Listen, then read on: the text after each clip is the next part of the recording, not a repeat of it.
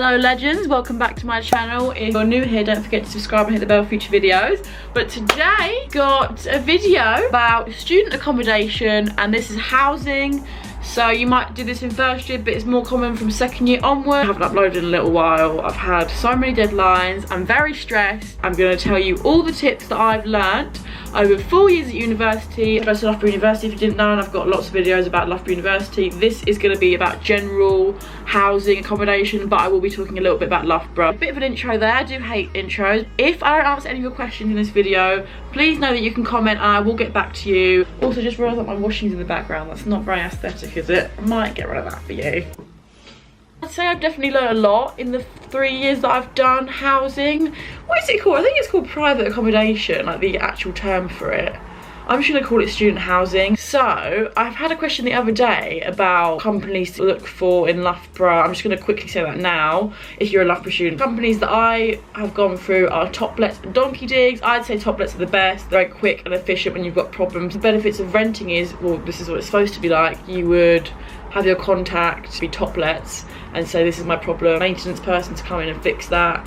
And obviously you want that to be done quickly. Like, we had a blocked pipe, so we didn't have hot water for a while, and obviously that to be fixed nice and quick, and they're really good at that. And there's another one that's called Locate Me. I'm not going to say much about that. So the sort of process that you're going to do when you're looking for a student house is you go to the company. You should sort of know the number that you're looking for, so what bed house you're looking for. Typical, in my experience, is like a 5 bed, 6 bed, 2 bed and a 3 bed is more expensive. Boys that I'm living with now, in second year, they lived in a 13-man house, which is really nice, and it was quite cheap as well because there's just so many people. So the main things you're going to go in there with is bed number and the location. So in Loughborough, there's a thing called the student triangle. You have like a location in mind, maybe close to uni or close to town, but in Loughborough it's the student triangle that you really want to be in because that's close to both. Then they'll say how many they have left. I've always sort of got my houses in the new year, so like January, February latest. They will have a lot gone because some people will get theirs done like a year in advance.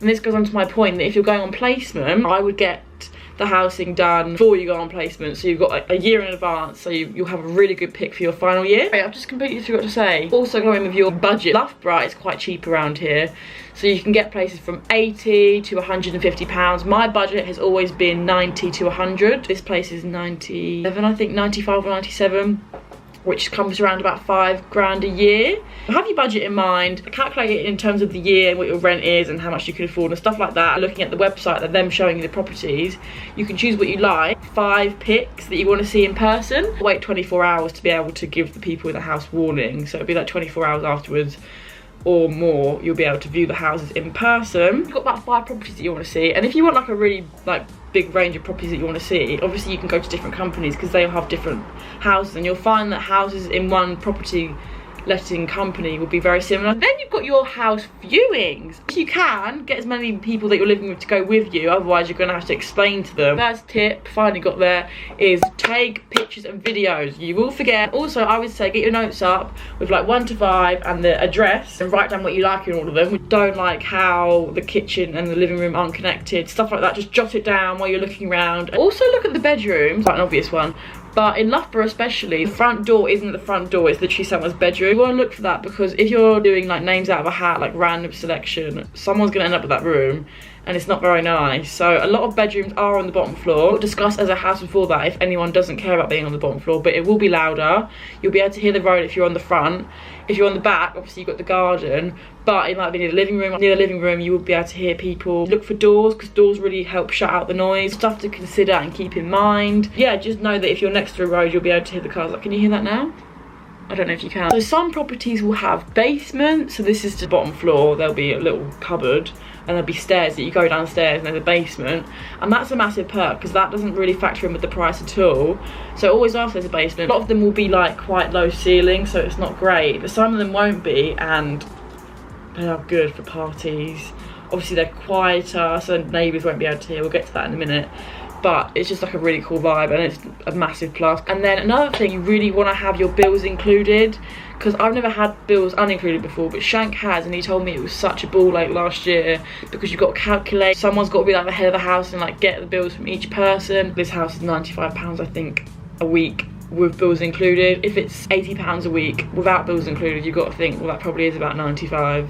So they can sort of lure you in with bills not included. It will look a lot cheaper, but you need to sort of factor that in. Then there's obviously different sizes of bedrooms, and if it's like a substantial difference, so say everyone's got a double room and there's one single bed, the single bedroom, which is quite a lot smaller than other rooms, I would suggest that that person has a lower rent.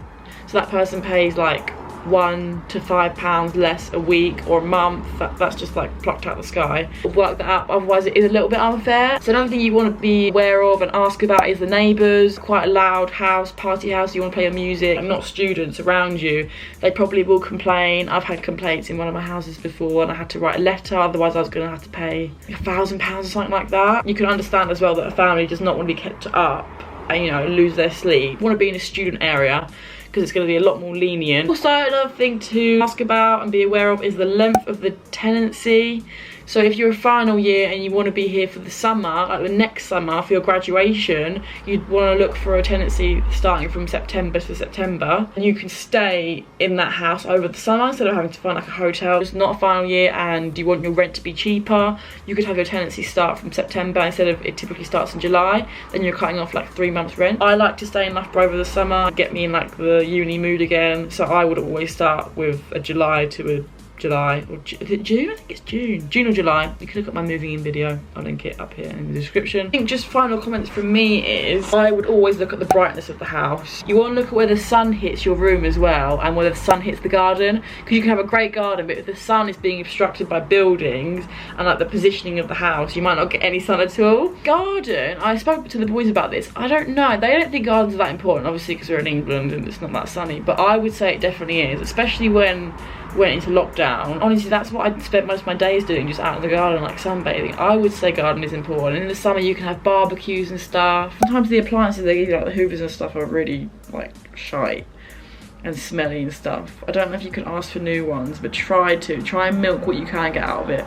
Also, second year, my blinds were awful. They let in so much light and I said that it's impacting my like degree, which it was because I wasn't getting enough sleep. So they came round, fitted me in like with new curtains. Don't feel afraid to ask for stuff that's impacting your experience. Always worth asking. Okay, thank you so much for watching. I'll see you soon. Thanks for watching.